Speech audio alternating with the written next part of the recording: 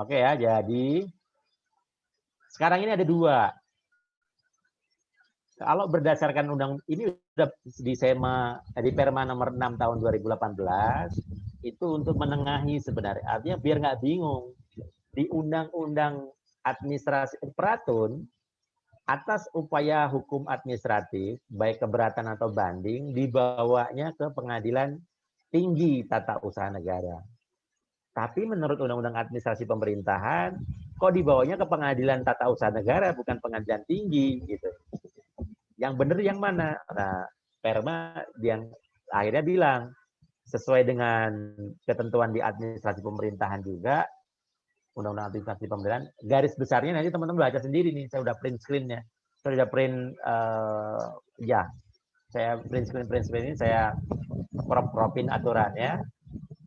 Kalau Pengadilan Tata Usaha Negara, atas upaya hukum keberatan dan banding tadi atau banding tergantung undang-undangnya gitu. Kalau yang diatur khusus langsung ini belum ada perubahan lagi, ini masih ke Petun, ke PT Tun. Tapi selain ini, kalau ada keberatan selain PNS dan PNBP, maka hasil keberatan, sanggahan atau tanggapan atau keberatan yang diajukan kepada si penerbit keputusan, maka bisa diajukan ke Petun, bukan ke PT Tun. Selain ini ya, selain ini. Maka diajukanlah ke ke Petun, bukan ke PT Tun. Jadi teman-teman bisa tahu bahwa PT Tun ini,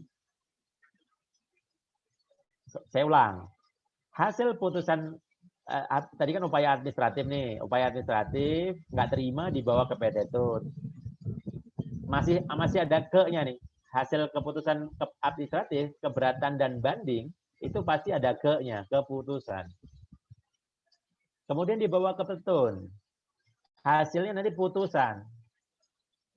K-nya nggak ada karena udah vonis ini. Majelis hakim, vonis hakim gitu. Oke. Atas keputusan ini bisa diajukan banding ke PT Tun. Tapi ini banding bukan banding putusan upaya administratif ya, tapi banding ke pengadilan lebih tinggi. Nah, pertanyaannya, atas putusan PT Tun ini nanti diajukan banding kemana? Nggak ada bandingnya, tapi langsung kasasi. Kalau selain yang ini bisa Petun, kemudian banding ke PT Tun, kemudian kasasi gitu. Nanti kita lihat tahapannya. Jadi perhatikan baik-baik ya. Khusus untuk yang penerimaan negara bukan pajak yang sekarang ini masih diatur, kemudian sengketa di bidang kepegawaian negeri ya, ASN, PNS, di bidang kepegawaian, tapi ke hubungan industrial ya. Maka hasil keberatan tadi dibawa ke PT Tun. Bukan Petun, tapi PT Tun. Putusan dari PT Tun dapat diajukan kasasi atau peninjauan kembali. Tapi atas keputusan keberatan atau banding selain PNBP dan kepegawaian negeri tadi, pemecatan pegawai, sanksi penurunan pangkat, sanksi pemotongan gaji dan lain sebagainya, dia diajukan upaya hukum keberatan dulu, kemudian kalau bandingnya ke PT Tun. Tapi dalam rangka bukan banding dalam konteks banding sebagaimana atas putusan pengadilan Tun. Gitu. Nah, selain itu, contohnya Anda bisa cari sendiri ya. Saya nggak mau nyebutin. Tapi misalnya yang lain terkait dengan contoh kemarin ada penyegelan, pengambilan barang-barang dalam proses penegakan hukum, kemudian penerbitan keputusan-keputusan tentang apa ya? Ada lelang, ada orang pejabat lelang, kemudian ada indikasi praktek-praktek yang tidak transparan dalam penunjukannya, penggunaan wewenang mentang-mentang boleh penunjukan sendiri, tapi tanpa didasari prosedur yang transparan gitu. Maka bisa diajukan gugatan petun. Tapi sebelum gugatan petun, ajukan upaya administratif dulu. Jadi upaya administratif itu bagian dari cara untuk menyelesaikan secara internal. Jangan dikit-dikit bersengketa dibawa ke pengadilan. Kira-kira begitu. Nah, upaya administratif yang selain dari PNBP dan kepegawaian negeri tadi, maka diajukan upaya setelah atas keputusan keberatan atau bandingnya, diajukan gugatan ke petun, bukan PT, ke pengadilan tun. Putusan pengadilan tun, kalau masih nggak terima, bisa diajukan banding. Tapi ingat, ini bandingnya bukan banding administrasi, tapi banding biasa, upaya hukum. Diajukan banding ke pengadilan tinggi tun. Putusan pengadilan tinggi tun bisa diajukan kasasi ke Mahkamah Agung. Atas putusan kasasi, kalau memang masih dianggap belum memuat, sebab kriterianya apa, itu bisa diajukan peninjauan kembali. Gitu ya. Nah, baru kita masuk di sini. Jadi atas keputusan atau tindakan itu harus terlebih dahulu dilakukan upaya administratif. Kalau enggak, di sini pasti nanti akan gagal di dismissal. Coret. Enggak akan diperiksa. Jadi kalau Anda merasa dirugikan atas keputusan pejabat pemerintah, nggak bisa langsung maju ke gugatan. Tidak, harus ada upaya administratif. Kalau di peradilan perdata, ini hampir mirip dengan mediasi. Nah, tapi di sini sebutnya upaya administratif. Bisa keberatan, bisa banding. Ya. Nanti kalau kurang 10 menit, tolong saya diingatkan. Kemudian atas upaya administratif tadi, kalau udah memang nggak terima, baru diajukan gugatan. Ya, ke Kepaniteraan Pengadilan Tata Usaha Negara. Petun. Kecuali kalau untuk PNBP keputusan. Ini kan ada keputusannya nih. Atas keputusan keberatan atau banding untuk PNBP dan kepegawaian PNS atau ASN, maka ini bukan ke petun tapi ke PT Tun. Tuh, ya. Jadi bukan ke petun tapi ke PT Tun. Tapi khusus yang dua itu, selebihnya selain yang itu, atas upaya administratif dibawa gugatannya ke petun, T-nya 1. Nah, oleh Pengadilan Tata Usaha Negara nanti dilakukanlah proses dismissal, diseleksi secara administratif sebenarnya. Tidak, kalau administratif kelengkapan dokumen di kepaniteraan di bagian tempat pendaftaran pengadilan itu dia seleksi administratif kelengkapan dokumennya, tapi nggak sampai membaca gitu. Ini isinya apa, relevan atau enggak gitu. Di sini nggak boleh berhak untuk menolak. Yang penting dokumennya lengkap, dibayar, uang panjarnya, maka jalan. Nah, kalau dismissal itu selain ngecek kelengkapan dokumen juga secara administratif, tapi sudah masuk ke relevansi. Isi tapi dalam konteks relevansinya, bukan materi pokok perkara, tapi relevansi. Misalnya, apakah itu masuk wewenang atau kompetensi absolut peradilan tun? Jangan-jangan dia sengketa perdata, jangan-jangan pidana, jangan-jangan pajak. Kalau pajak bawa ke pengadilan pajak, jangan petun. Kemudian yang berikutnya adalah sudah dilakukan upaya administratif belum? Jangan-jangan belum pernah keberatan dia. Ya. Kemudian jangka waktunya diajukannya 90 hari sejak SK diterima atau diumumkan atau lewat. Kalau ini nggak terpenuhi, maka dia didismissal. Nggak memenuhi syarat. Ini bukan wewenang pengadilan tun. Ini lewat waktu. Ya. Ini di luar kompetensi, lewat waktu. Anda belum ajukan upaya administratif, maka didismissal di sini. Kalau lolos, ini kalau tidak lolos. balik lagi dia, bisa menggugat lagi sih, gitu. Ajukan upaya hukum, tapi kan lewat waktunya kemungkinan, gitu kan? Nah, atas upaya penetapan dismisal ini, kita lompat ke sini dulu ya. Kalau atas putusan dismisal ini belum ada majelis hakim nih, masih wewenangnya ketua pengadilan. Jadi ketua pengadilan dengan hakim kan beda. Bisa jadi ketua pengadilannya hakim juga, megang perkara bisa jadi. Tapi secara jabatan dia ketua on behalf ketua pengadilan gitu, bukan sebagai hakim. Karena belum masuk ke persidangan. Baru proses dismisal.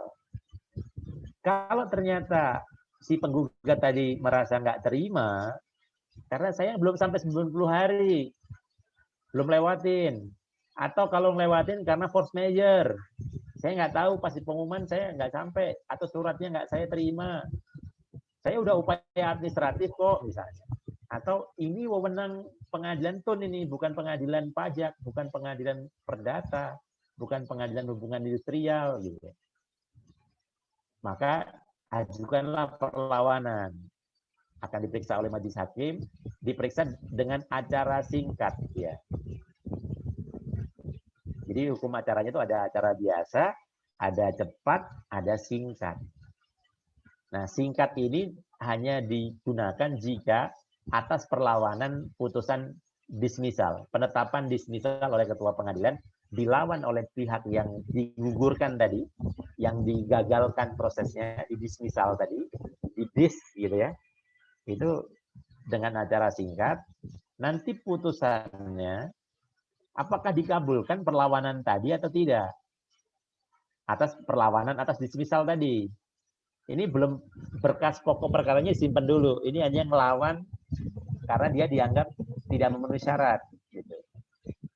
Nah, kemudian kalau dikabulkan maka diperiksa dengan acara biasa. Seperti ini tahapannya.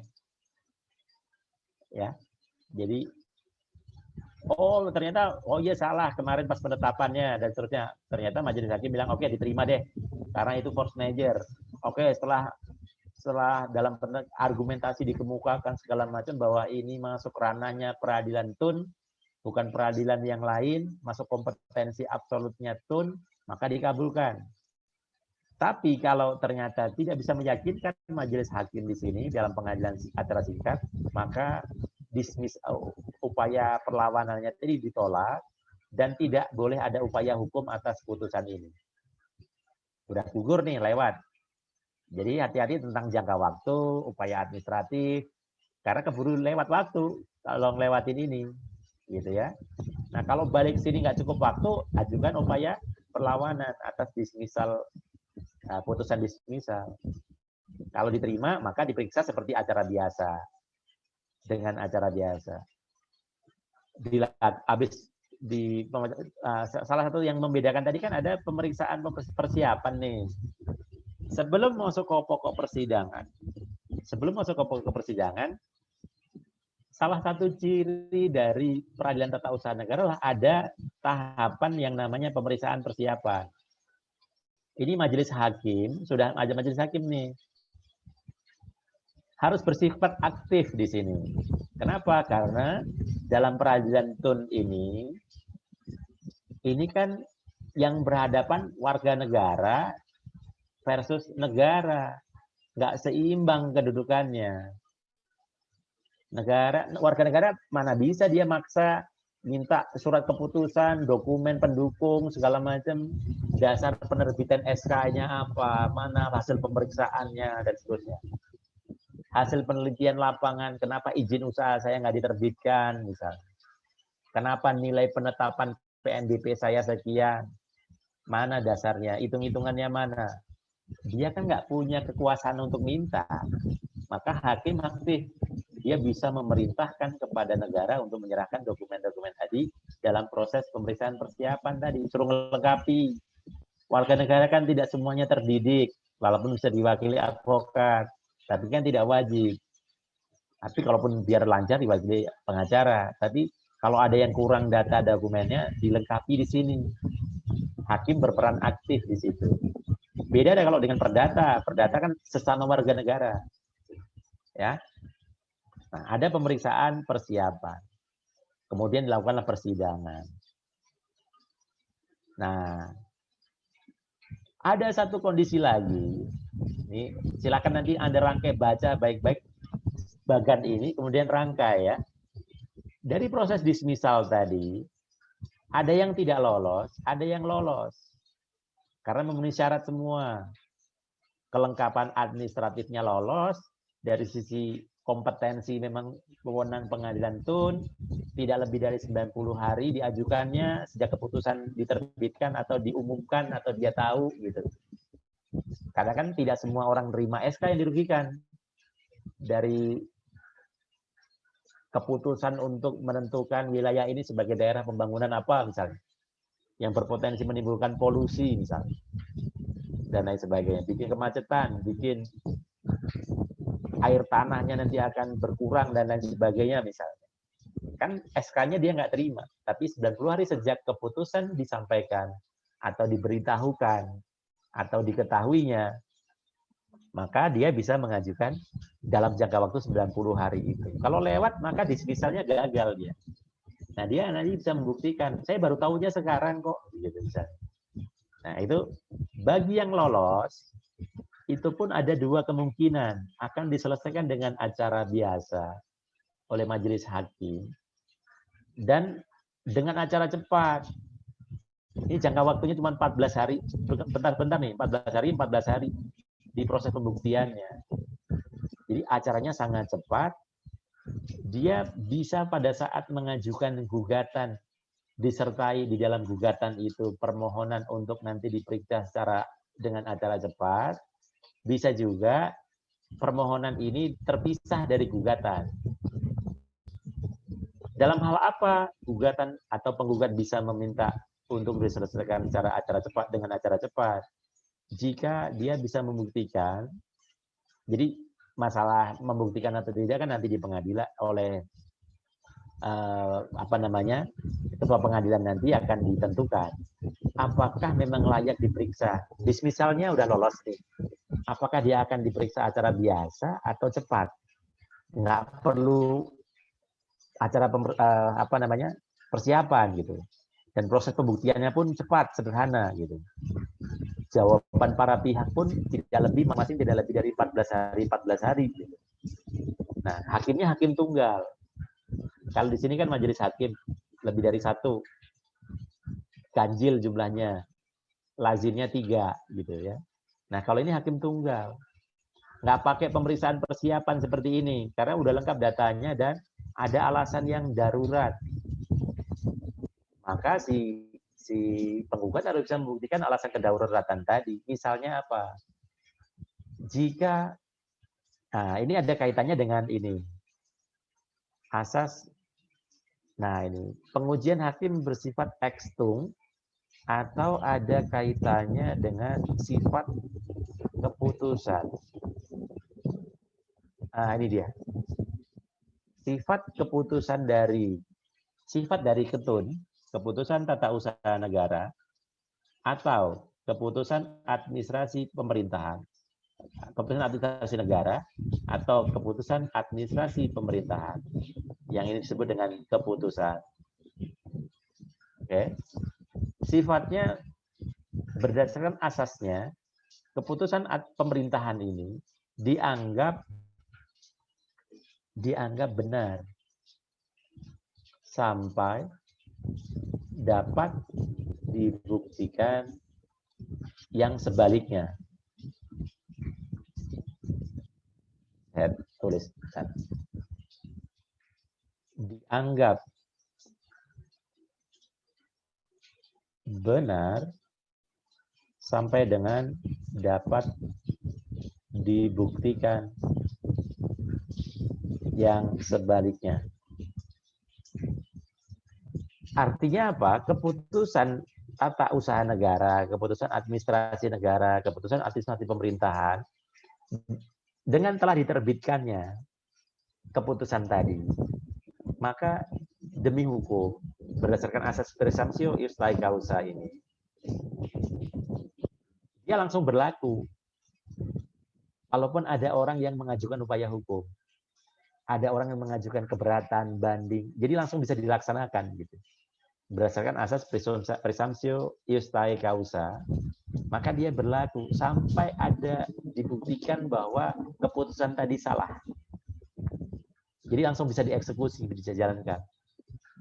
Walaupun ada yang keberatan, mengajukan gugatan ke petun, keberatan dulu ke instansi penerbit, kemudian kalau nggak terima masih ditolak lagi, diajukan keberatan, dan diajukan gugatan ke petun, dibanding ke PT UN, ke PT Tun, kasasi atau peninjauan kembali. Sampai dengan adanya keputusan yang menyatakan bahwa keputusan tadi salah atau dibatalkan. Artinya begini, keputusan administrasi negara, keputusan tata usaha negara, keputusan administrasi pemerintahan, itu bisa langsung dieksekusi, dijalankan seketika sekaligus itu. Kalau dalam konteks putusan pengadilan, ut verba bits forat yang kemarin saya singgung. Jadi bisa dijalankan. Walaupun para pihak yang merasa dirugikan mengajukan langkah hukum. Karena pada dasarnya keputusan tadi harus dianggap benar sampai bisa dibuktikan yang sebaliknya. Artinya, sampai dengan ada putusan pengadilan yang membatalkan atau yang menyatakan tidak sah keputusan itu. Dan keputusan tadi harus sudah inkrah. Pejabatnya tidak mengajukan upaya hukum, atau sudah ada putusan kasasi. Itu kan inkrah. Maka, batal. Anda bisa bayangkan, kalau misalnya pegawai dipecat, langsung dipecat, dia nggak boleh kerja itu. Kemudian dia mengajukan langkah hukum, upaya keberatan, upaya administratif tadi, kemudian gugatan ke petun, sampai dengan kasasi itu bisa setahun, 2 tahun itu. Begitu dia menang misalnya, posisi pegawai, pejabat, dan segala macam itu kan sudah ada yang nempatin. Padahal perintahnya adalah mengembalikan ke kedudukan semula. Dalam praktek susah nih dilaksanakan. Tapi ya tetap harus kembali jadi pegawai gitu keputusannya itu. Tapi di posisi yang mana segala macam itu nggak mungkin sama persis. Nah, terlebih kalau keputusan tata usaha negara atau administrasi pemerintahan tadi atau base keeping yang diperluas itu menyangkut pembongkaran gedung karena untuk kepentingan untuk ada pembangunan tertentu harus dirobohkan, penggusuran dan segala macam, maka dimungkinkan warga negara yang dirugikan tadi minta kepada majelis hakim untuk tolong yang mulia, perkara saya ini disidangkan dengan acara cepat. Khawatirnya apa? Nanti kalau dirobohkan dan saya menang, bagaimana cara mengembalikan itu? Penghancuran, keputusan untuk penghancuran barang-barang milik warga negara karena terkait dengan objek sengketa dan segala macam misalnya. Kemudian diajukan. Saya nggak bisa mengembalikan lagi, nggak kebayang. Barangnya udah nggak mungkin ada lagi. Nah, itu dimungkinkan hakim nanti akan mempertimbangkan untuk ketua pengadilan akan menentukan, oke, ini diperiksa dengan acara cepat. Karena kalau enggak, akan merugikan kepentingan warga negara, nggak bisa dibalikin lagi. Tapi ada yang nggak bisa diperhitungkan, meskipun dalam rangka penghancuran, tapi jika proyek itu proyek untuk pembangunan, untuk kepentingan umum. Pengadaan lahan, terkait dengan pengadaan lahan untuk kepentingan umum. Nah, ini nggak boleh. Jadi memang harus digusur ya gusur, tapi memang harus ada dasar hukumnya bahwa itu untuk pengadaan lahan, untuk kepentingan harga sudah cocok segala macam. Maka dia bisa, hakim tetap akan oke, pakai ini, saya nggak akan terima. Pemeriksaan ini dengan acara biasa, bukan acara cepat. Ya. Nah, jadi diputuskan dengan acara cepat sehingga si pejabat pemerintah yang mengeksekusi harus hati-hati. Jangan dulu nih. Karena bisa di-stop gitu ya. Nah, jadi itu yang kemudian kalau ini ternyata ditolak, sebenarnya di dalam gugatan pun di sini ada namanya permintaan di dalam gugatan, surat gugatan, dimintakan namanya skorsing. Bisa juga di dalam gugatan itu, di petitumnya, di dalam permohonannya nanti, ajukan permohonan skorsing, penundaan dulu. Jadi oke, yang biasa dulu, tapi yang mulia saya mohon keputusan itu jangan dijalankan dulu. Alasannya sama. Kira-kira nanti kalau dijalankan, kerugian saya terlalu besar dan nggak bisa dibalikin lagi. Nah, hakim akan mempertimbangkan itu di dalam putusan selanya, sebelum putusan akhir. Ini kan ada putusan akhir. Sebelum ada putusan akhir, di sini bisa dikeluarkan putusan sela. Putusan sela. Yang isinya memerintahkan kepada pejabat dan pejabat untuk menunda eksekusi sampai dengan ada putusan akhir. Gitu ya, sampai dengan ada putusan akhir. Oke, sampai di sini itu kira-kira hukum acaranya.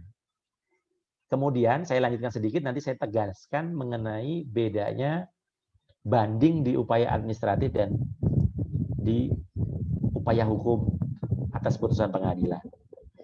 Dari persidangan itu, dari persidangan hakim yang tunggal, ini persidangannya ini lebih singkat nih dibanding persidangan untuk proses yang ini. Ya, ini lebih singkat. Hakimnya tunggal, kemudian keluar putusan. Hasil putusan hakim, baik hakim tunggal maupun majelis hakim, dapat diajukan upaya hukum banding atau kasasi atau MA. Ingat, ini banding kalau yang menyidangkan ini adalah petun. Tapi kalau untuk PNBP dan kepegawaian negeri, PNS atau ASN ya,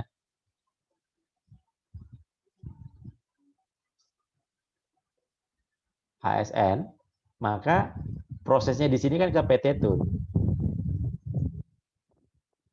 Maka hasilnya bukan banding, tapi langsung kasasi. Mudah-mudahan nggak bingung, tapi mesti dengerin lagi apa namanya. Secara umum pengadilan Tun, tapi ada pengecualian untuk PNBP, pegawai negeri, untuk pejabat bagian saya nih misalnya, maka saya nanti banding atau keberatan ke atasan saya. Kemudian kalau ditolak saya ke PT Tun, bukan ke Petun, gitu. Mudah-mudahan tidak ya. Saya tidak ingin karir saya apa namanya diwarnai dengan apa namanya, kecuali kalau memang maksud saya tidak diwarnai dengan adanya pengenaan sanksi dan segala macam. Kecuali kalau memang dikenakan sanksi dan memang itu tidak seharusnya dan melanggar hak-hak hukum saya, ya memang sebagai warga negara kita harus mengajukan langkah hukum itu. Maksud saya mudah-mudahan saya tidak termasuk orang yang melanggar gitu. Mudah-mudahan saya tidak termasuk orang yang melanggar, dan seandainya itu terjadi, maka upaya hukum saya keberatan kepada misalnya di kampus Pak Direktur. Ternyata keberatan nggak terima, saya mengajukan, karena saya PNS ya, saya tidak mau ngomong yang mahasiswa ya. Saya ke PNS, saya ke PT Tun nanti ya. Saya ke PT Tun. PT Tun kalau ditolak maka saya ke kasasi ke Mahkamah Agung. Nah, gitu kira-kira, teman-teman. Jangka waktunya kalau di perdata sebagai pembandingnya, ini sama dengan perdata 14 hari ini. Kalau 14 hari dia mengajukan, maka inkrah. Sama kayak ini nih. Ya tetap, ini belum saya kirim kayaknya nih. Ini baru saya cari di internet lagi tadi. Untuk saya tambahkan lagi. Saya berusaha untuk biar mahasiswa lebih bisa memahami gitu. Karena akhirnya tapi ya begini. Saya nggak bisa menggambar, nggak bisa apa, saya ambil dari internet saja, tapi yang saya pilih yang kira-kira sesuai atau tidak. Ada dari website resmi di saya nggak sebutin lah ya, Direktorat Jenderal yang mungkin tempat nanti Anda bekerja di sana, ada artikel yang ditulis, tapi menurut saya nggak pas gitu. Jadi saya nggak ambilnya akhirnya yang mana aja yang penting sesuai lah gitu. Nah intinya atas putusan tadi bisa diajukan, kalau nggak 14 hari nggak diajukan upaya hukum banding, maka dia berkekuatan hukum tetap, inkrah. Maka kalau dimenangkan oleh si penggugat, maka putusan tadi dinyatakan batal atau tidak sah gitu. Sebaliknya kalau di penggugatnya kalah, ditolak gugatannya, ya keputusan tadi masih belum dibuktikan yang sebaliknya tadi, masih berlaku. Gitu ya. Kemudian atas putusan pengadilan Tun tadi diajukan banding ke PT Tun, bukan Petun. Kali ini kan Petun nih. Pengadilan T-nya 2 nih. Kemudian diajukan kasasi dalam waktu 14 hari lagi. 14 hari putusan nggak diajukan maka inkrah. Nah, atas putusan kasasi ini, kasasi MA putusannya, atas putusan kasasi, ini mau diajukan PK atau tidak, maka dia inkrah. Saya sudah selalu berulang itu ya. Inkrah itu bisa di sini, bisa di sini, bisa di sini. Tapi kalau dia mengajukan upaya hukum, maka nunggu di sini. Nah, peninjauan kembali. Kalau sudah inkrah, baru dieksekusi. Begitu. Ya. Kemudian pengawasan oleh ketua pengadilan. Ya. Nah, jadi itu upaya hukumnya. Nah, sekarang saya tambahkan, saya garis bawahi tentang bedanya antara banding ini. Jadi kalau nanti teman-teman ada sebutkan upaya hukum atau bedanya, upaya hukum banding atas putusan,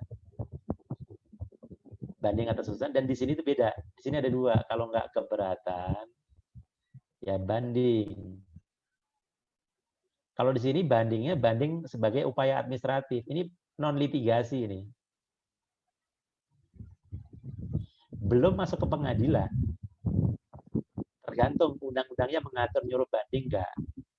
Misalnya dulu saya kasih contoh undang-undang pajak, dulu ada keberatan, ada banding gitu. Sekarang pajak nggak ada, keberatan saja. Bandingnya ke pengadilan pajak. Misalnya. Gitu ya. Jadi tergantung. Jadi banding di sini adalah banding dalam konteks upaya hukum administratif. Sementara banding di sini adalah banding atas putusan. Ada 2, banding itu bisa banding administratif atau banding atas putusan pengadilan Tun diajukan ke PT Tun. Oke. Kemudian kasasi. Kasasi itu, ini upaya administratif ya, bahwa dia itu harus wajib, bahkan berdasarkan perma, semua keputusan kalau nggak diajukan upaya administratif, maka pengadilan Tun tidak berwenang memeriksa. Nggak boleh, jangan meriksa. Sama dengan waktu dihukum acara perdata, kalau tidak dilakukan mediasi, jangan masuk ke pokok persidangan. Suruh mediasi dulu. Kira-kira begitu. Upaya administratif itu bagian dari upaya menyelesaikan secara damai dulu. Jangan buru-buru masuk ke pengadilan. Oke, berikutnya banding. Ya, banding ini terhadap putusan. Tadi baca sendiri ya. Intinya bahwa banding atas putusan pengadilan tata usaha negara bisa diajukan banding. Tapi atas putusan tingkat pertama, jadi pengadilan tata usaha negara, PT Tun, itu bisa menjadi pengadilan tingkat banding, berfungsi sebagai tingkat banding, dan bisa berfungsi sebagai pengadilan tingkat pertama. Ini khusus untuk yang PNBP tadi, dan kepegawaian negeri. Khusus untuk itu dia pengadilan tingkat pertama, karena tidak melewati Petun. Aku saya bolak-balik jelasinnya, silahkan tangkap sendiri, dengerin lagi recordingnya, dengerin baik-baik nanti ya. Nah berikutnya upaya hukum kasasi, kalau banding dia masih nggak terima, maka tidak harus penggugatnya, tergugatnya bisa aja mengajukan kasasi, banding. Kasasi, alasan kasasi, jadi teman-teman mesti sekedar informasi, mungkin ada yang sudah pernah menerima ini atau tidak, gitu ya. Materi pemeriksaan untuk upaya hukum Ini dibedakan menjadi dua, yaitu dalam ranah badan peradilan tadi ada namanya judek fakti, ya, dan judek juris.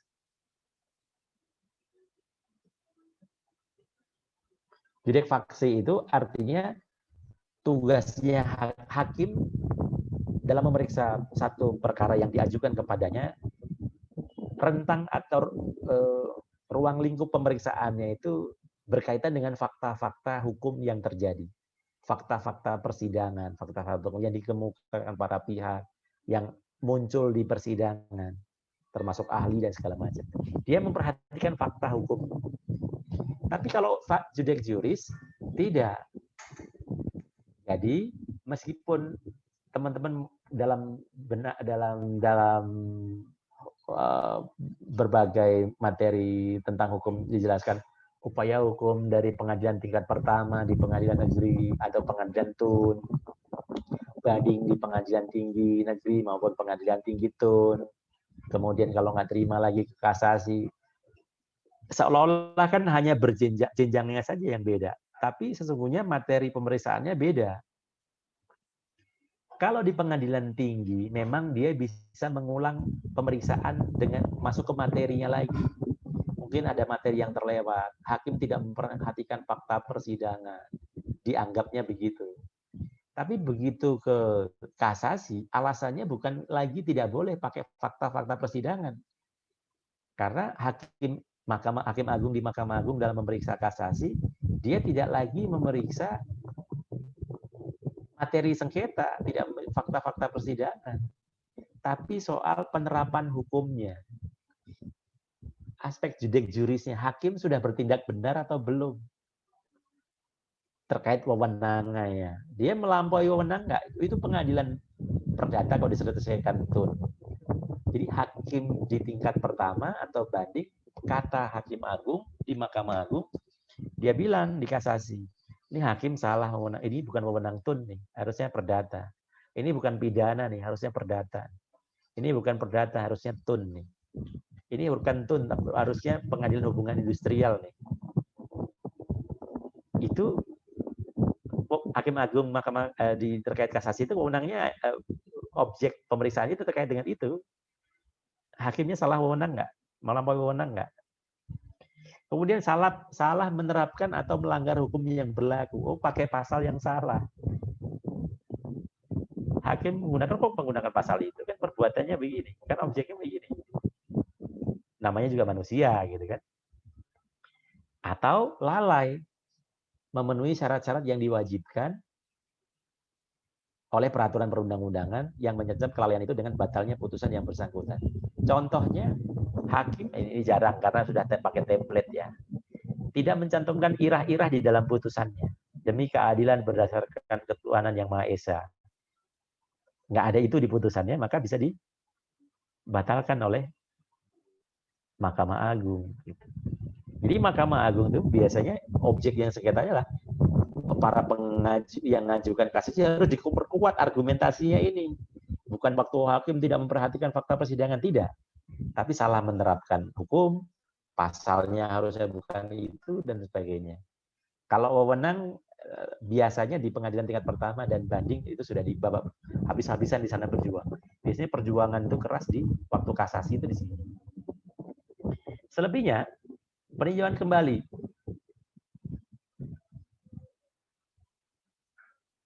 Peninjauan kembali.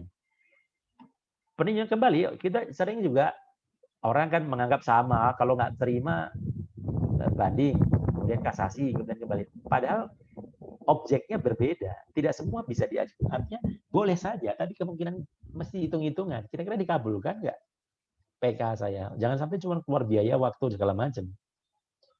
Tapi nggak punya dasarnya. Nah, karena untuk mengajukan PK, dasarnya itu harus ada minimal, harus terkait dengan salah satu dari atau lebih dari 6 syarat ini. 6 alasan ini. Limitatif dia. Kalau di luar ini nggak bisa diajukan PK. Diajukan pasti ditolak. Yang pertama adalah apabila putusan didasarkan pada suatu kebohongan atau tipu muslihat pihak lawan yang diketahui setelah perkaranya diputus atau didasarkan pada bukti-bukti yang kemudian hakim pidana menyatakan palsu. Jadi pas lagi setelah diputus, ada sampai dengan kasasi gitu. Tiba-tiba ada yang cerita, ngaku saksinya, dulu saya disuruh bohong, saya dipaksa, saya kasih duit, suruh ngaku begini, bla bla bla bla bla bla. Ada yang bohong. Tapi itu harus kita bawa ke pengadilan pidana dulu. Sehingga jarang orang mengajukan ini, peninjauan kembali dengan alasan. Karena prosesnya harus dibawa ke pidana dulu, ada putusan sampai dengan inkrah, dasar putusan pengadilan pidana itulah yang kita jadikan dasar untuk mengajukan peninjauan kembali. Prosesnya panjang sekali. Yang kedua adalah apabila setelah perkara diputus, ini alasan yang berikutnya yang boleh digunakan, salah satunya, setelah diputus, ditemukan surat bukti atau yang bersifat menentukan waktu perkara diperiksa tidak ditemukan. Ini yang sering disebut dengan novum. Data atau bukti baru, informasi baru, pas di persidangan nggak keluar, nggak ada. Tiba-tiba, ini ada yang nganterin berkas Pak sebenarnya yang kemarin itu, atau ditemukan di mana lah ya, ada bukti SK hasil pemeriksaan yang terlewat, waktu pegawai itu dikenakan sanksi karena masalah absensi, tapi dia nggak punya bukti, saya udah presensi tapi nggak bisa dibuktikan. Belakang hari ketemu ternyata ada CCTV yang menunjukkan dia sudah melakukan presensi dan seterusnya, itu kan nggak ketemu pada saat pemeriksaan. Maka itu bisa dijadikan novum, data baru. Kemudian yang berikutnya adalah apabila telah dikabulkan suatu hal yang tidak dituntut atau lebih dari yang dituntut. Nah, ini yang disebut dengan ultra petita kemarin. Ultra petita.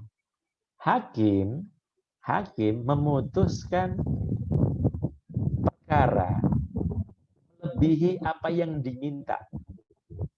Melebihi apa yang diminta. Pegawai dipecat, minta dihapus, dibatalkan SK pemecatannya, tapi hakim malah memutuskan dia diangkat jadi kepala seksi, misalnya, dari pelaksana. Mintanya pembatalan, tapi malah dikasih sanksi, atasannya diberikan sanksi, misalnya. Kecuali di permohonannya memang diberikan itu, tapi tidak dimungkinkan pakai petun, nggak mungkin itu. Pasti nanti pakai PMH, perbuatan melawan hukum, perdata. Nah, artinya ada ultra petita.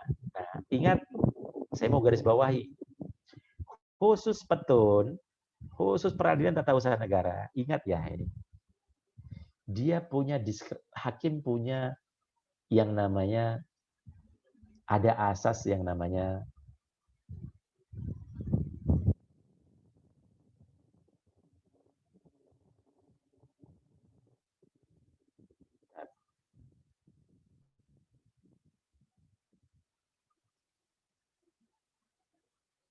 saya taruh di mana nih?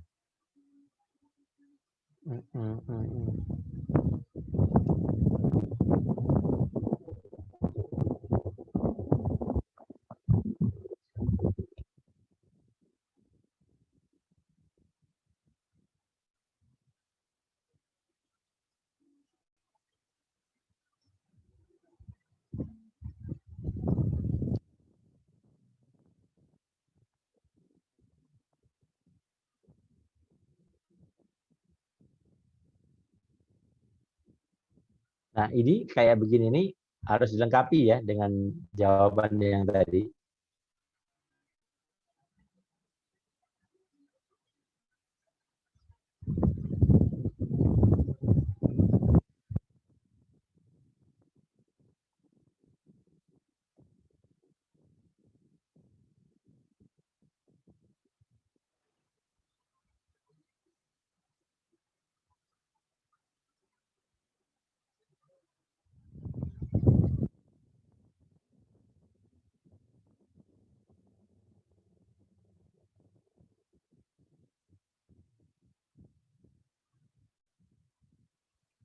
Nah, ada asas yang namanya reformatio in peius.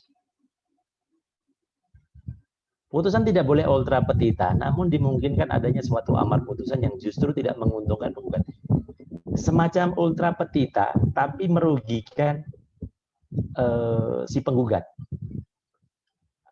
Reformatio in peius, ya, itu tadi kan saya bilang gini, dia dikenakan sanksi berat, misalnya pemecatan atau pengenaan sanksi pemotongan gaji 75% dan lain sebagainya di PP 53 tahun 2010 tentang kepegawaian.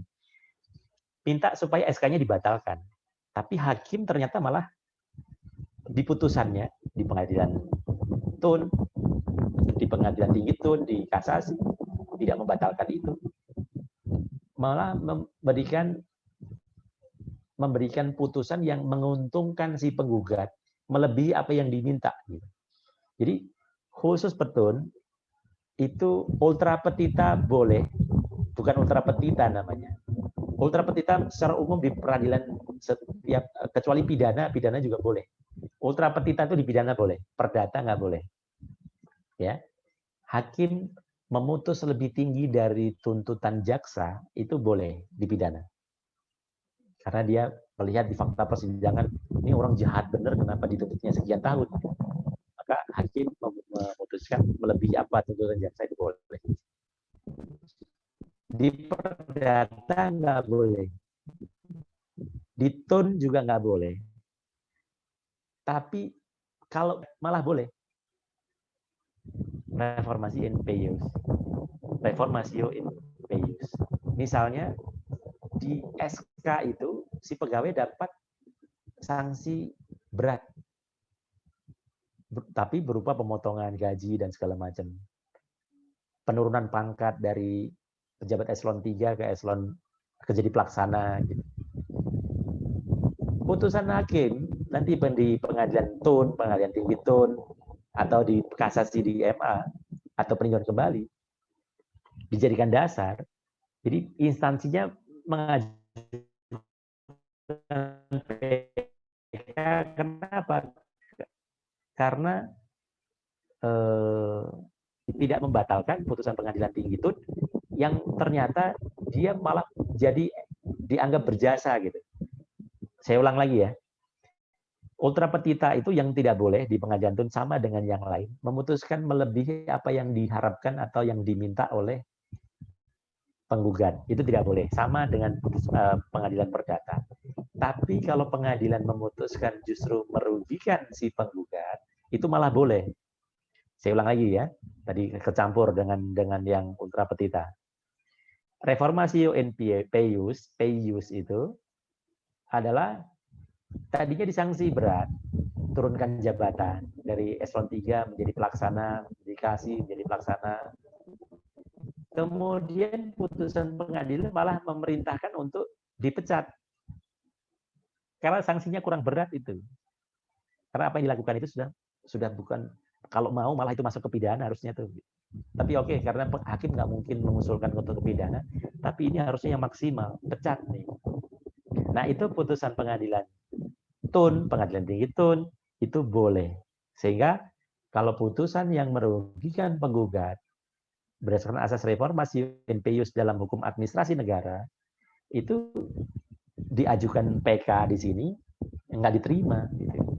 Tapi kalau diajukan oleh instansi yang menerbitkan, harusnya dia ringan, kemudian harusnya berat, minta dibatalkan, tapi minta putusannya tidak minta untuk dikembalikan ke kedudukan semula, tapi malah disuruh kedudukan semula, bahkan dinaikkan pangkatnya oleh pengadilan, maka pengadilan itu dianggap ultra petita, melebihi apa yang diminta. Gitu. Nggak dituntut kok dikasih, itu nggak boleh.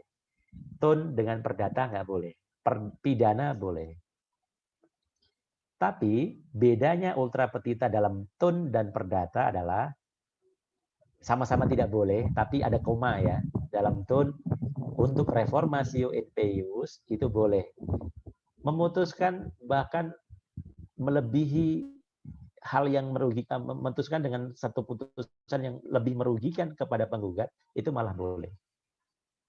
Jadi tun itu punya konsekuensi gitu. Hakim aktif, selain aktif membantu penggugat, juga menilai, jangan-jangan penggugat ini harusnya disanksi lebih Cuman atasannya waktu itu nggak tega atau salah menerapkan hukum, maka diperintahkan hukuman lebih berat, sanksi lebih berat. Gitu. Bukan hukuman pidana penjara ya, tapi sanksi yang lebih berat. Nah itu salah satu alasan berikutnya untuk diajukan petun. Yang berikutnya lagi untuk PK, untuk PK. Berikutnya saya sampai jam berapa? 16.30 Pak. Oke, masih cukup. Kemudian tun saya selesaikan dulu yang pasti karena agama besok juga nggak apa-apa. Sebentar kemudian kita latihan beracara besok. Apabila syarat yang berikutnya, salah satu alasan berikutnya, salah satu tidak harus semuanya, tapi terbatas hanya ini saja. Di luar ini nggak bisa diproses tuh PK-nya. Bisa diajukan PK jika apabila mengenai sesuatu bagian atau tuntutan yang belum diputus tanpa pertimbangan. Nah, berkebalikan dengan di atas, ada di antara petitum putusan permintaan itu, tuntutan itu, salah satu nggak diputus dan tidak dikasih dasar pertimbangan. Jadi hakim dalam memutus harus semuanya. Apakah menolak seluruhnya, tapi jangan sampai ada satu bagian yang tidak diputus terkait dengan permohonan. Di dalam gugatan itu kan ada permohonan-permohonan untuk dikembalikan kedudukan, mengabulkan, menyatakan batal, menyatakan tidak sah keputusan itu, mengembalikan melakukan rehabilitasi nama baik dan segala macam. Nggak minta rehabilitasi, tapi di putusan ada perintah rehabilitasi, itu ultra petita. Kemudian di sini minta rehabilitasi, nggak ada putusan bahwa rehabilitasinya tidak perlu dikabulkan, harus dikasih pertimbangan. Kenapa tidak? Gitu. Ya, jadi yang atas melebihi, yang bawah justru tidak memutuskan. Even keputusannya ditolak atau diterima, ditolak nggak masalah, yang penting ada putusannya. Nah itu sebagai dasar untuk mengajukan PK. Kemudian yang berikutnya, alasan PK yang berikutnya adalah apabila antara pihak-pihak yang sama mengenai suatu hal yang sama, atas dasar yang sama, oleh pengadilan yang sama, atau sama tingkatnya telah diberikan putusan yang bertentangan. Nah ini kontradiksi putusan ya. Ada putusan yang sama persis, itu bisa dijadikan dasar untuk perkara yang sama diajukan di pengadilan tun yang berbeda, gitu ya. Tapi keputusannya berbeda, gitu. Perkaranya sama persis. Ya. Pihak yang sama mengenai suatu soal yang sama atas dasar yang sama, tapi diajukan di pengadilan karena keputusannya ada beda-beda. Saya punya warung di beberapa kabupaten kota, gitu. Keluar SK penggusuran semua. Saya ajukan di pengadilan tun yang berbeda-beda. SK-nya yang menerbitkan beda-beda. Putusannya beda-beda. Maka saya bisa mengajukan PK. Hanya sama persis segala macam, argumentasi kok sama persis, alasannya penggusuran juga sama persis. Kok hasilnya beda-beda, bisa dijadikan dasar untuk mengajukan PK. Kemudian apabila dalam suatu putusan terdapat suatu kekhilafan hakim atau suatu kekeliruan yang nyata, kita harus membuktikan. Nah, bahwa hakim telah keliru, menggunakan dasar hukum yang keliru, khilaf, dan segala macam. Nah, dari 6 alasan ini yang sering dipakai untuk mengajukan, cenderung seperti kayak keranjang sampahnya. Keranjang sampah itu artinya ya di sini hakim dianggap keliru, khilaf hakim, ditambah novum. Nah, yang banyak itu. Kecuali kalau yang lain-lain ada ya silakan. Gitu. Tapi yang banyak orang mengajukan PK karena sulitnya untuk ini juga banyak. C ini juga banyak. Ini juga banyak juga. Ya, jadi itu alasan PK. Peninjauan kembali, kemudian di RPS ada kasasi demi kepentingan hukum. Di situ kepentingan umum ya. Tapi kepentingan hukum ini lebih cenderung dalam konteks hukum pidana sebenarnya. Ketika upaya hukum semua sudah nggak ada, tapi tidak bisa atas kasasi ya. Jadi sudah inkrah, nggak ada upaya hukum, tapi demi kepentingan hukum berpotensi merugikan orang banyak, bertentangan dengan nilai-nilai keadilan, maka jaksa bisa mengajukan kasasi demi kepentingan hukum. Jadi masuk bagian upaya hukum luar biasa itu. Jadi upaya hukum itu kan ada biasa, Ada upaya hukum biasa, upaya hukum luar biasa. Biasa itu banding dan kasasi, luar biasa itu peninjauan kembali, plus ini jarang tadi ya, tapi ada juga dimungkinkan di KUHP kita kasasi demi kepentingan hukum. Nah, kalau dalam bidang perdata, nanti di sini upaya hukum biasa ada namanya verzet, perlawanan. Kalau misalnya atas putusan sela itu verzet itu perlawanan. Termasuk tadi upaya hukum perlawanan atas dismissal proses petun. Itu kan upaya hukum juga. Saya kok dianggap nggak memenuhi syarat gugatan saya di dismissal. Saya mengajukan perlawanan. Itu upaya hukum biasa juga. Atau derden verzet, pihak ketiga yang merasa dirugikan dalam perkara perdata misalnya. Ada sengketa saya dengan Diki misalnya. Rebutan lahan. Lah kok saya yang rebutan lahan, rebutan apa namanya? Kepemilikan gudang, status kepemilikan gudang. Lah kenapa Diki sama imam yang bersengketa segala macam? Kata Abian itu kan tanah saya, tanah dari kakek saya. Maka Abian bisa masuk sebagai pihak ketiga untuk mengajukan perlawanan, untuk intervensi, ya, masuk ke dalam perkara, atau justru dengan sukarela bisa saya tarik juga gitu. Jadi intinya di dalam proses itu ada upaya-upaya hukum perlawanan, ya. Ada banding, ada kasasi, ada peninjauan kembali. Nanti dibaca-baca lagi, nanti saya kirim lagi. Nah, peninjauan kembali di Undang-Undang Mahkamah Agung, peninjauan kembali itu hanya satu kali, dapat diajukan satu kali. Dapat diajukan satu kali. Ini pernah di judicial review ke Mahkamah Konstitusi oleh warga negara yang bernama Sutrisno Nugroho ini. Dia ngerasa ini ada novum. Saya mau PK, sudah pernah PK ditolak, tapi ini ada data baru lagi nih. Tapi kalau nggak saya PK, nggak dibolehkan, hanya satu kali terbentur dengan ketentuan pasal 66 tadi dan apa namanya pasal 24 ayat 2 Undang-Undang Kekuasaan Kehakiman bahwa PK itu hanya sekali. Tapi kan ini resikonya ini sanksi pelanggaran hak asasi manusia, maka Mahkamah Agung mengabulkan itu. Mahkamah Konstitusi bahwa PK boleh diajukan satu kali. Nggak terima, tanda petik nggak terima. Dan konotasinya melawan ya. Menerbitkan SEMA, memerintahkan kepada para panitera di pengadilan tingkat pertama maupun tingkat banding, kalau ada yang mengajukan PK 2 kali, jangan diterima. Wah, ini kan sebenarnya agak serem juga. Dua pemegang kekuasaan kehakiman beda pendapat. Gitu. SEMA ini kan mengatur kepada para hakim-hakim yang ada di peradilan di bawahnya kan. Pokoknya kalau ada PK 2 kali jangan. Kalau alasan MK karena keadilan itu harus nomor 1. Gitu. Kalau memang baru ditemukan novumnya setelah sekian lama kan PK itu 180 hari diajukan. Tapi kalau terkait dengan novum, bukan sejak putusan diucapkan, sejak data baru diperoleh itu 180 hari dihitung sejak novumnya diperoleh.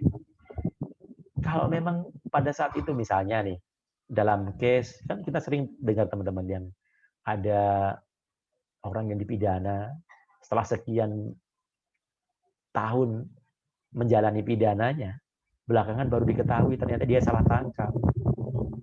Pada saat disidik, diperiksa, diinterogasi, melalui ada upaya-upaya pemaksaan, penyiksaan, dan lain sebagainya oleh oknum penyidik misalnya. Kemudian buktinya udah pernah mengajukan kasasi, tapi nggak bisa punya bukti.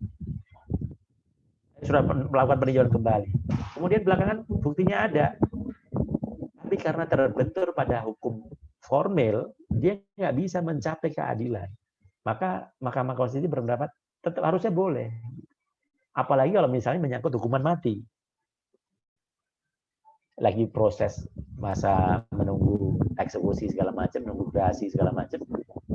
Ada sudah pernah PK, harusnya bisa PK lagi karena nah itu ceritanya panjang lah. Intinya Orang menafsirkan bahwa PK lebih dari 1 kali, sepanjang memenuhi syarat PK tadi yang 6 tadi, itu lebih diterjemahkan sebagai hanya untuk perkara pidana saja.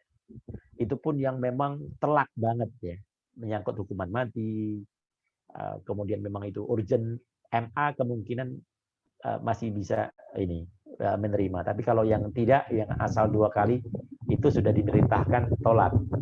Gitu.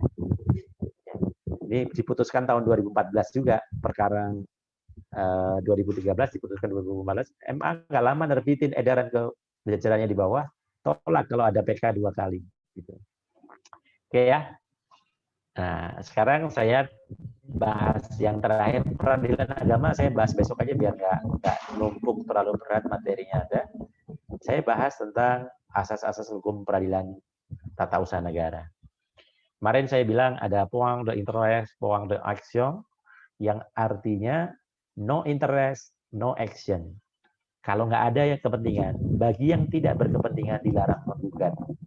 Kalau Anda bukan orang yang dirugikan dari keputusan itu, ya nggak boleh gugat.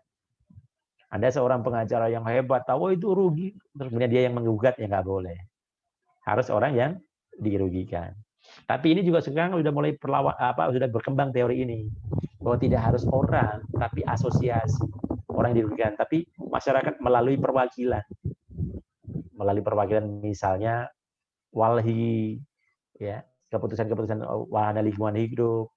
Kalau misalnya di Indonesia, misal dulu ada Greenpeace, kemudian kepanjangan tangan atau organisasi yang sejenis, misalnya walhi, itu dimungkinkan untuk jika ada keputusan-keputusan berpotensi untuk melakukan merugikan kepentingan umum, misalnya pencemaran lingkungan, perusakan alam dan lain sebagainya, itu dimungkinkan LSM atau organisasi yang eksistensinya sebagai badan hukum itu diakui oleh pemerintah. Kan sudah terdaftar dia di Kementerian Hukum dan HAM. Tapi soal kepentingannya, apakah dia berkepentingan? Ya, saya mewakili kepentingan publik. Nah, itu boleh. Point de interest, point de action. Kalau teman-teman belajar di hukum tata negara atau di materi hukum perdata kemarin, seringkali dengar istilah legal standing. Dia punya legal standing nggak? Punya kepentingan hukum nggak? Punya kedudukan hukum nggak? Gitu. Siapa ya lo maju gugat? Nggak ada hubungannya sama ini. Kemudian dominus litis, artinya hakim bersifat aktif. Kayak tadi, maka ada yang namanya pemeriksaan persiapan. Hakim itu bisa memerintahkan kepada pejabat negara atau badan untuk memberikan dokumen-dokumen yang terkait dengan penerbitan SK tadi. Apa dasar Anda menerbitkan SK? Kemudian erga omnes. Erga omnes ini artinya keputusan itu berlaku tidak hanya bagi tergugat saja, tapi juga bagi siapa saja yang terkait. Gitu. Ini ada artikel bagus saya ambil dari Elizabeth Putri Hapsari misalnya, pas nyari-nyari ya, sama Lapon Tukan Leonard dan Ayu Putrianti. Studi kasusnya. Ultra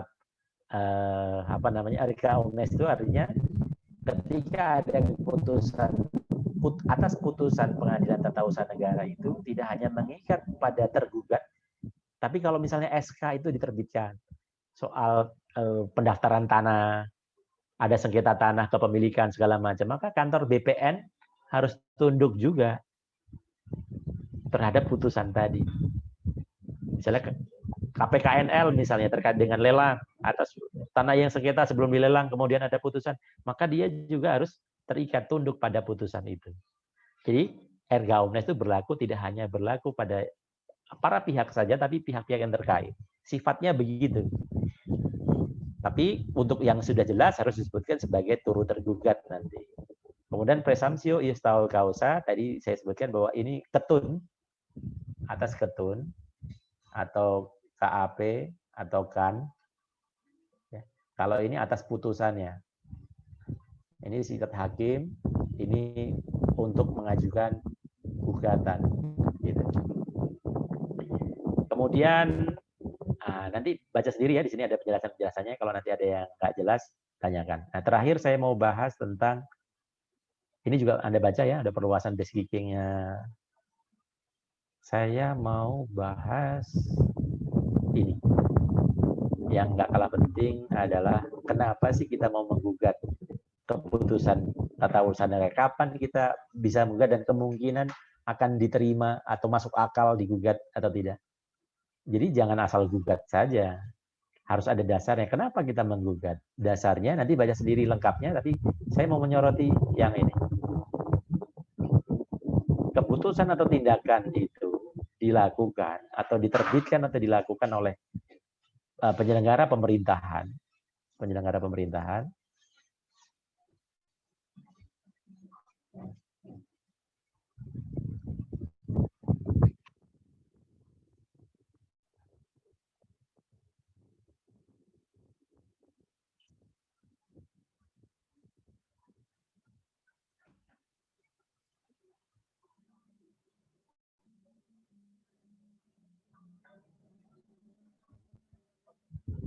ada yang ketukar urutannya, ini saya sesuaikan. Nah ini, jadi dalam melaksanakan atau menjalankan tugas-tugas pemerintahan, badan atau pejabat pemerintahan, baik eksekutif, yudikatif, legislatif maupun di luar itu, maka patokannya kalau mau menerbitkan keputusan atau melakukan tindakan harus berpatokan pada dua hal. Ini harus dipenuhi. Tidak salah satu, tapi kumulatif. Dua-duanya harus dipenuhi. Yaitu apa? Peraturan perundang-undangan dan AUPB. Peraturan perundang-undangan berarti harus ada dasarnya. Dasar hukumnya di mana? Lihat di Undang-Undang Nomor 12 Tahun 2011. Yang Anda sudah hafal itu ya. UUD 45, TAP MPR, Undang-Undang atau Perpu, Peraturan Pemerintah, Peraturan Presiden, sampai dengan Perda tingkat 2 itu. Termasuk peraturan menteri, peraturan lembaga gitu ya. Pasal 8 Undang-Undang ini ada di pasal 7 dan pasal 8. Tapi jangan lupa dan AUPB. AUPB itu asas-asas umum pemerintahan yang baik. Yang di Undang-Undang Administrasi Pemerintahan di pasal 10-nya, ini di Undang-Undang apa ya? Ada kepastian hukum, kemanfaatan, ketidakberpihakan, kecermatan, tidak menyalahgunakan kewenangan, keterbukaan, kepentingan umum, pelayanan yang baik. Jadi kalau ada yang tidak memberikan layanan yang baik, kepentingan umum terabaikan, nggak terbuka, nggak transparan, nunjuk kok nggak berpihak, nunjuk berpihak, gitu. Mentang-mentang agamanya sama, mentang-mentang sukunya sama, mentang-mentang dari golongan etnis yang sama, berarti asas umum itu ada. Walaupun undang-undang tidak melarang itu, tapi ada indikasi dia kok begitu. Mentang-mentang dia milih presiden capres yang ini, saya capresnya yang itu, nggak dipilih. Maka itu bukan tidak mencerminkan asas-asas umum pemerintahan yang baik. Gitu. Kepastian hukum, katanya syaratnya begini, kok syaratnya tiba-tiba diubah. Saya kan udah memenuhi syarat ini, kok tiba-tiba berubah mendadak, berarti nggak ada kepastian hukum.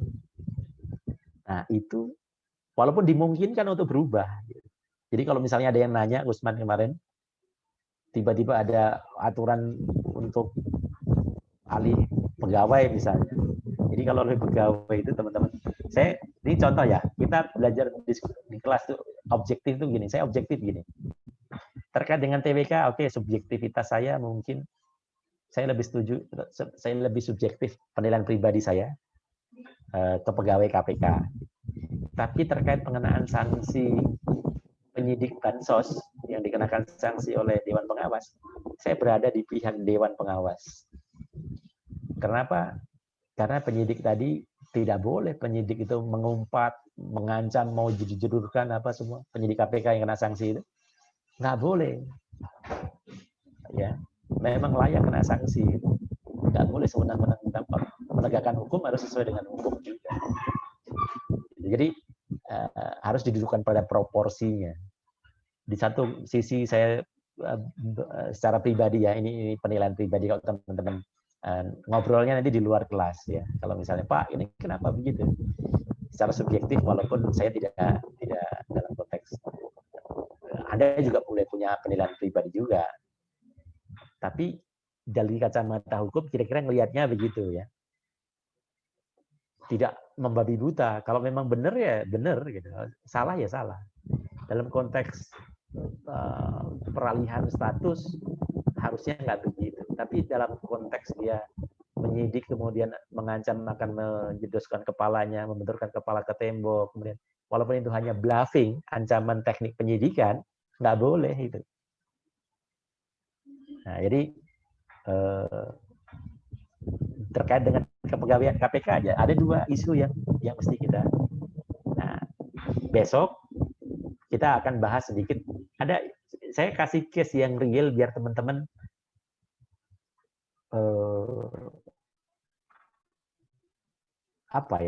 lebih mudah mengingatnya, tapi tanpa kita masuk ke unsur politiknya, gitu ya.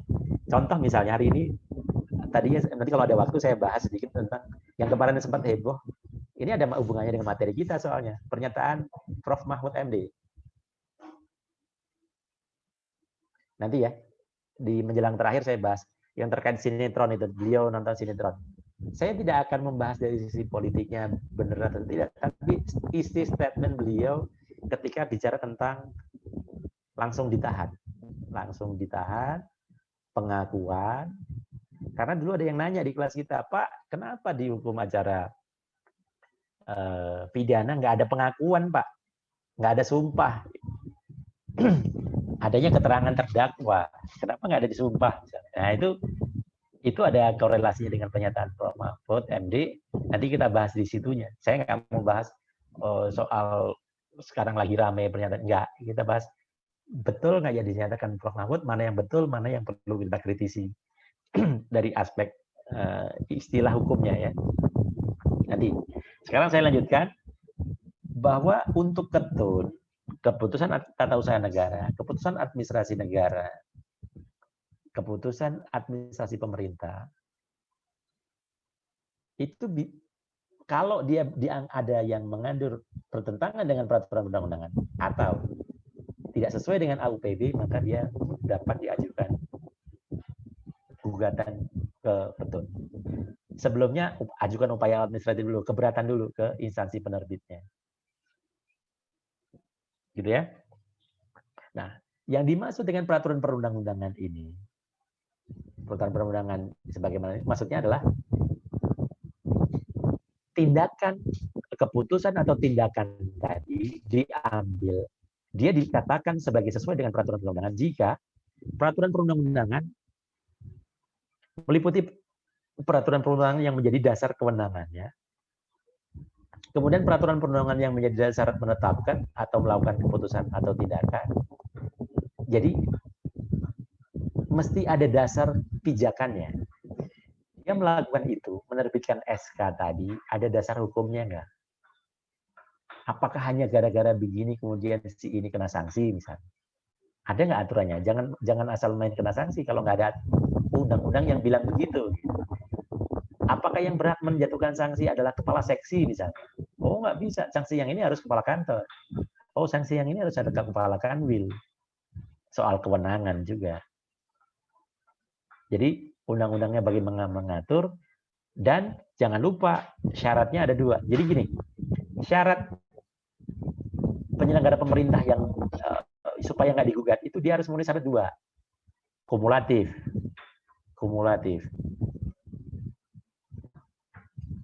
Keputusan tata usaha negara atau tindakan pejabat pemerintahan yang baik gitu ya, yang baik itu artinya kalaupun digugat ya nggak masalah, dia pasti menang gitu.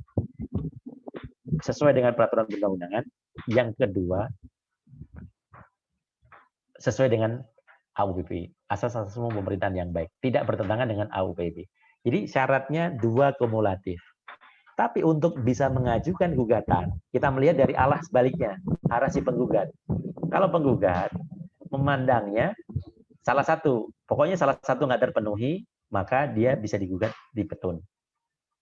Karena syarat yang harus dipenuhi oleh pejabat itu dua-duanya harus terpenuhi. Kalau salah satu nggak terpenuhi, maka bisa digugat. Gitu ya. AUPB-nya di sini.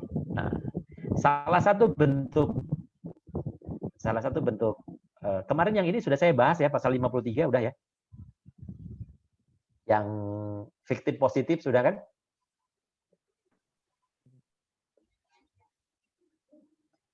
Sudah saya bahas ya?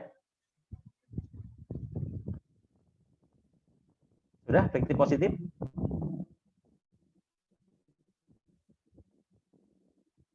Fiktif positif sudah saya bahas belum kemarin, hari Jumat? Iya, Pak. Sudah ya? Oke. Nanti pelajari lagi itu, fiktif positif. Kemudian, dalam kaitannya dengan AUPB tadi. AUPB, peraturan perundang-undangan. Salah satu bentuk tindakan keputusan yang sesuai dengan peraturan perundang-undangan adalah bahwa dia dilakukan oleh orang yang berwenang, punya kewenangan. Jangan sampai tindakan keputusan tadi dilakukan oleh orang yang tidak punya kewenangan. Pasal 17 ini. Sehingga dilarang pejabat itu melakukan tindakan yang melampaui wewenang, mencampur adukan wewenang, atau bertindak sewenang-wenang. Itu objek gugatan semua. Dia nggak punya wewenang. Atau punya kewenangan tapi melampaui batas. Dia nggak segitu doang harusnya. Dia punya wewenang, tapi nggak sampai ngambil bahan makanan gitu. Nyuruh berhenti nyegel, iya, tapi nggak suruh ngangkutnya, nggak punya kewenangan dia ngangkutin barang. Termasuk begini teman-teman, misalnya ada penertiban, ditertibkan saja, tapi aparat penegak hukum tidak punya kewenangan untuk memaki-maki, menggoblok-goblokkan, mengumpat-ngumpat, nggak punya dia kewenangan. Anda memang punya berwenang untuk menyegel, tapi diam saja, nggak usah ngumpat. Jadi kalau nggak memenuhi syarat kemudian digoblok-goblokin segala macam, nggak punya wewenang dia. Gitu. Kewenangan Anda hanya nolak, tolak aja, jangan pakai yang lain. Nah, kira-kira begitu. Berkas nggak lengkap, bukan berarti boleh dibanting. Kembalikan, boleh disobek, boleh dicoret-coret, kembalikan. Gitu ya. Harus punya kewenangan, termasuk menggusur. Apakah memang kewenangan di kepala daerah atau kewenangan di Kementerian Lingkungan Hidup untuk menerbitkan AMDAL dan sebagainya, itu mesti, kalau nggak sesuai, nggak punya kewenangan, maka akan digugat. Ya, nanti teman-teman silakan baca sendiri terkait dengan ini. Punya dasarnya, yang penting ada dua tadi. Ya. Nah, kemudian yang tadi terkait dengan Prof. Mahfud, karena ada kaitan dengan materi kita, seingat saya lupa nge-crop nih. Mungkin teman-teman ada yang bisa nge-crop atau ingat. Prof. Mahfud tuh bilang begini, tapi saya nggak nonton sinetronnya. Intinya beliau menyatakan bahwa ada di dalam sinetron itu orang yang mengaku sebagai pelaku tindak pidana kok langsung ditahan. Gitu. Tulisannya begitu. Orang baru mengaku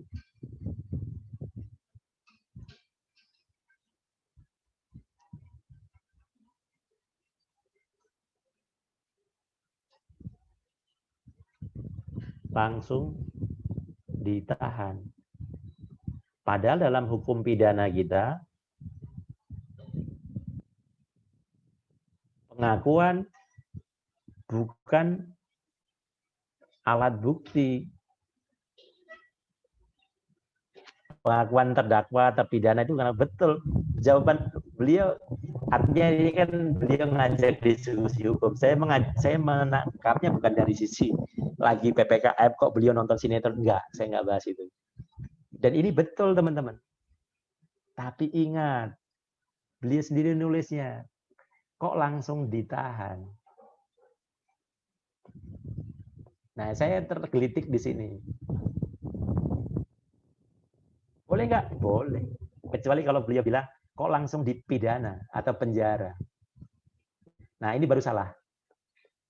Sinetron itu baru salah kalau langsung dipenjara. Kalau ditahan, ya nggak masalah. Kan proses penyidikan boleh ditahan. Nanti di pengadilan baru diputuskan dia bersalah atau tidak. Soal pengakuan tadi, kan penyidik punya hak untuk menahan. Walaupun dari pengakuan bisa saja.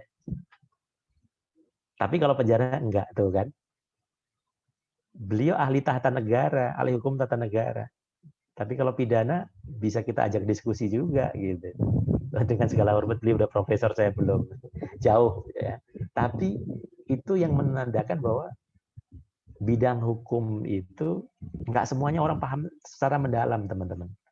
Contoh misalnya, saya besok jelasin tentang hukum acara pengadilan agama, saya nggak akan bisa dalam, saya nggak menguasai.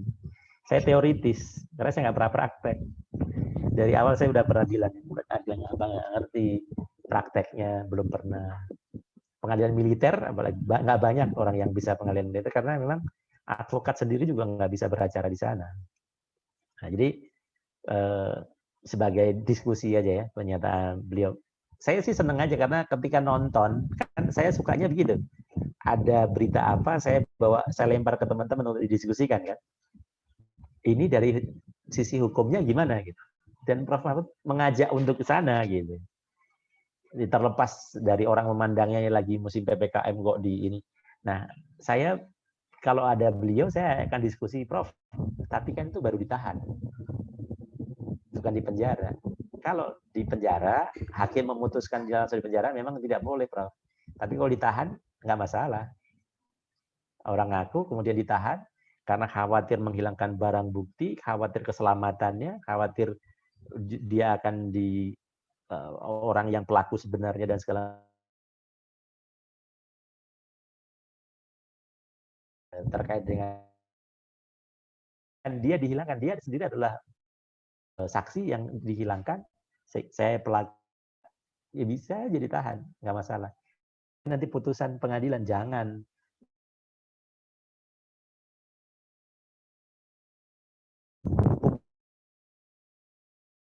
jangan-jangan dia cuma dibayar, dia ngaku pelaku sesungguhnya, jangan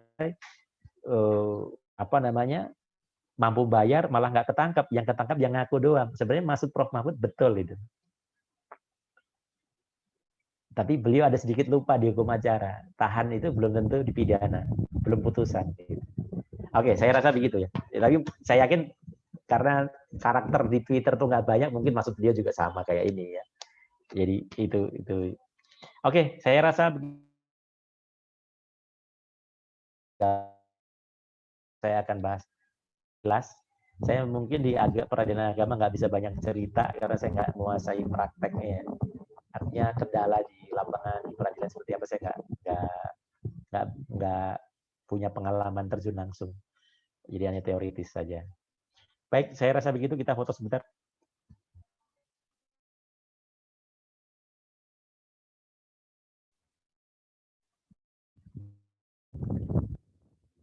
Ya, oke. Jangan lupa ujian udah belum lama, udah nggak lama, udah waktunya dekat, dibaca diulang lagi recordingnya, dipahami baik-baik. Kalau nggak jelas tanya di WA group gitu ya. Ingat pesan saya baik-baik.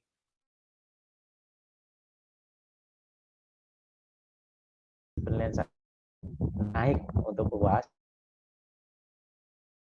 UAS yang kita durasi pahami, tuliskan apa yang Anda pahami. Saya rasa begitu. Saya foto 3, 2, 1. Ya, saya akhiri. Selamat sore. Assalamualaikum warahmatullahi wabarakatuh. Sampai ketemu minggu depan.